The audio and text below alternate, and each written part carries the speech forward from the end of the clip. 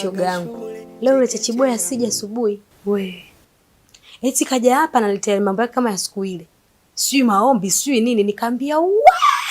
Nisimbake. We Mati wewe. Mbona mkaka mwenyewe yule anaonekana hajawahi kufanya chochote? Sio inaonekana, yani yule hajawahi. Yani anapiga kelele mdote. Kasema wewe nitakukomesha wewe. Hivyo nimempa mambo, nimempa vitu.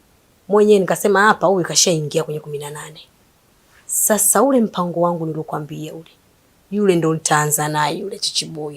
Nitampelekea moto. Hivyo, lakini sio vizuri hivyo. Wewe, sio vizuri nini hawa washenzi wanaume? Hivyo nakwambia na hata huko alipoenda hata kulala jalala. Maana naona huko ananiwaza mimi tena sijui Mati sijui nini. Maana pale nyewe Chachiboy nimekwisha. Sijui nini. Yaani nataka nimpe leo, nimpe kesho nimwache. Hivyo hapo ukisikia makelele nje mtu anamlilia Mati usishangae. Usishangae kama nilivyokuambia.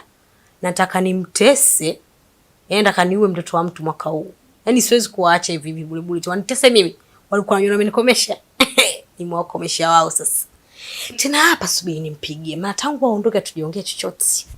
Kuja nimpigie umsikie hapa mtoto anavyoanza kuongea mapenzi matamu sijui nini. Chachiboy. Kuja umsikie.